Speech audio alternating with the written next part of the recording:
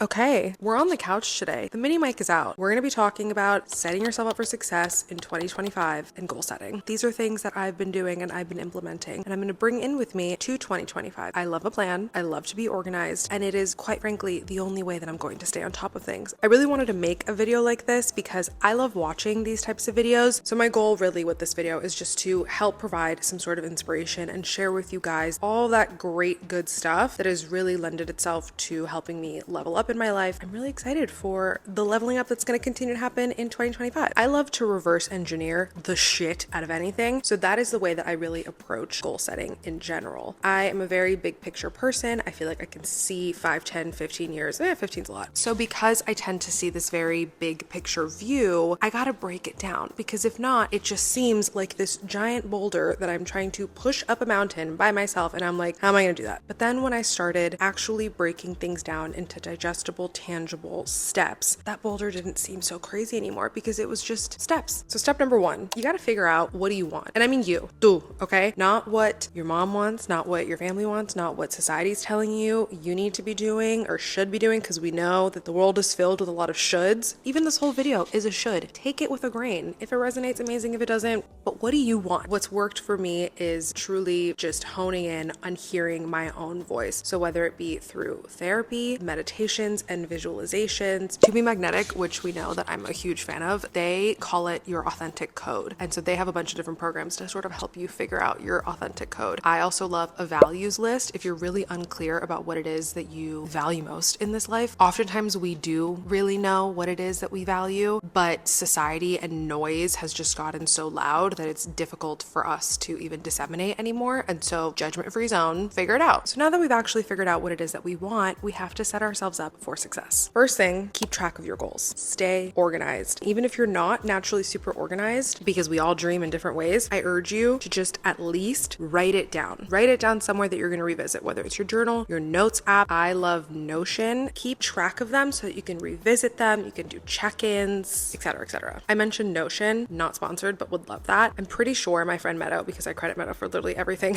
she taught me so many things. I'm pretty sure that she's the one that specifically taught me this template on Notion. In column number 1, you're going to write down what it is that you want. What's that goal? Column number 2, you're going to write out every single aligned action that you can think of that you need to do in order to get to what is in column 1. Column 3, you're going to have all of your limiting beliefs that are blocking you from getting that thing. There are so many random limiting beliefs that we don't even know that are blocking us. And I don't mean to say that you need to bring things up that don't even feel true to you anymore. It might just be an old story that you're still telling yourself. But honestly, that's helpful, because then maybe you bring up a limiting belief and you're like, that's an old story that I'm telling myself. It doesn't serve me anymore. And then in the last column, I want you to write out the opposite of that limiting belief. So what is the positive belief that you want to believe about yourself? EMDR specifically was really, really, really helpful for me with actually moving through those limiting beliefs. So I always recommend working with a professional if that is something that is interesting to you or you feel called to do. The last thing that I will say in terms of staying on track and being organized, maybe try having an accountability buddy. If all of the above that I just said sounds horrible to you and you have no fucking desire, maybe have an accountability buddy. When I was really trying to get into a consistent writing practice of writing every single day for at least 20 minutes, my friend Max was like, why don't you just text me? I don't have to answer. I don't have to ping you if you don't want me to, but just so you know that somebody else knows what your goal is, just text me an emoji. Just send me a little pencil or whatever it is. And I found that to be so helpful, especially in the beginning of just getting on track for that goal. Now we've got our goal. We're staying organized with that goal. Now we have all these aligned actions, and like,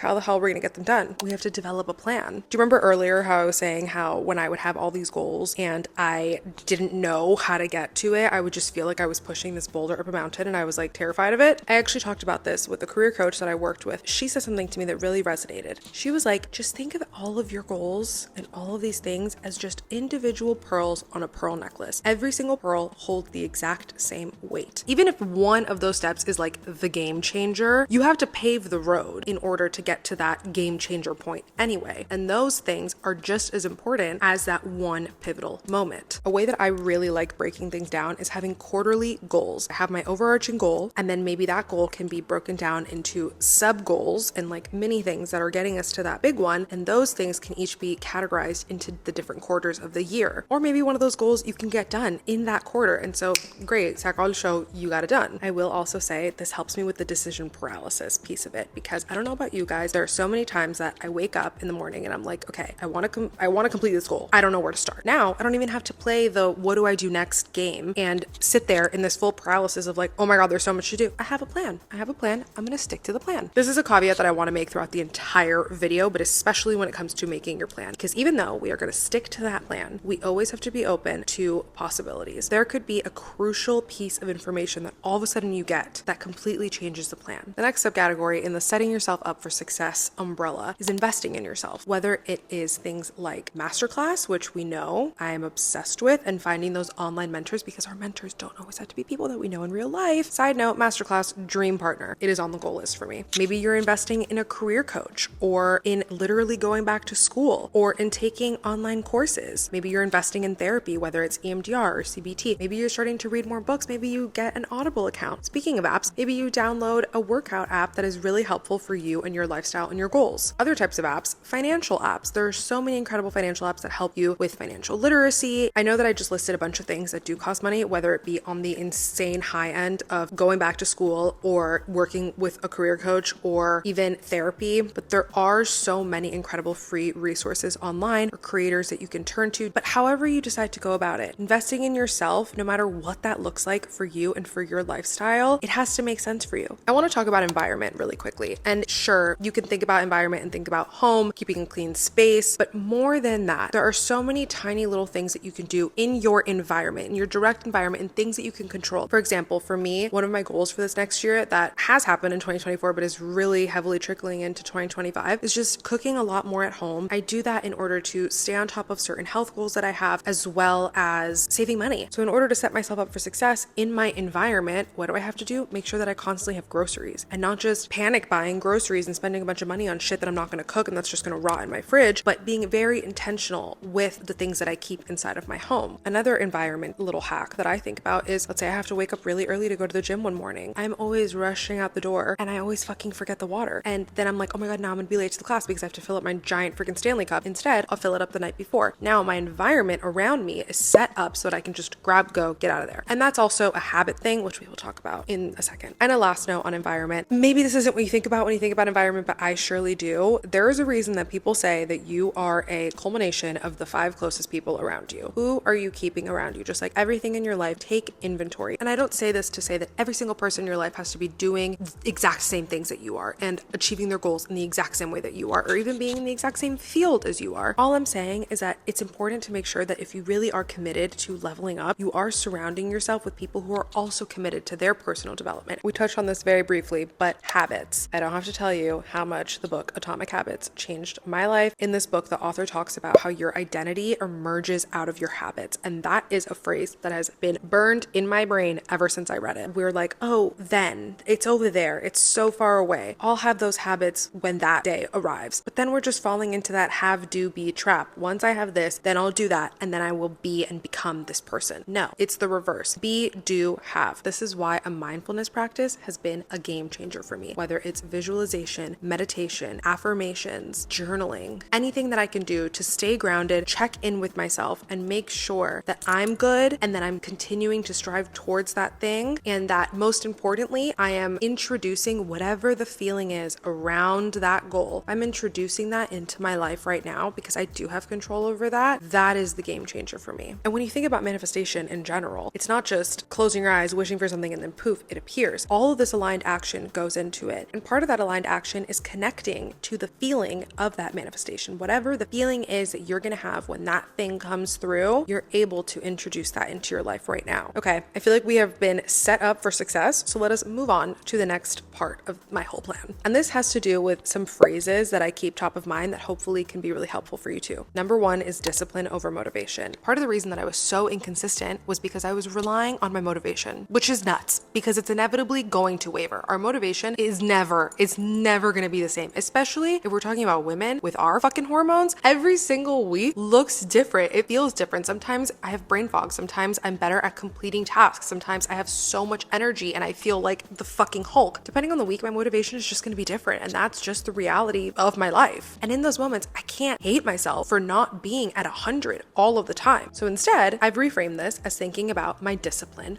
over my motivation so that when my motivation inevitably wavers, I can fall back on that discipline. Implementing this into my life has really helped me just honestly trust myself more, and in a way that I can't describe other than just trusting my own intuition more, trusting my judgment more, and just having this undeniable faith in myself that I am able to do hard things. Another phrase that's really top of mind for me, especially going into this next year: consistency over perfection. Whatever the goal is, knowing that it doesn't always have to be perfect, you just gotta try and you just gotta stay consistent. That relieves such a pressure and just allows you to keep going, or at least has allowed me to keep going. And for all of my people out there who are really uncomfortable when it comes to change, I want to remind you something that has really been helpful for me, and that is that growth comes from discomfort. When have you ever seen a giant moment of growth in your life when you've just been totally complacent? Nothing changes if nothing changes. I'm pretty sure that's the quote. These reframes and perspective shifts and phrases have really just helped keep me going throughout this journey, and have just been really incredible reminders that the journey is going to look different every single day, and I just have to be gentle with myself and be also lovingly firm with myself at the same time. Which brings me to my final thought on all of this. My final thought that is like 15 subcategories. Please be kind to yourself throughout this entire process. The fact that you are even choosing to dream bigger than whatever your current reality is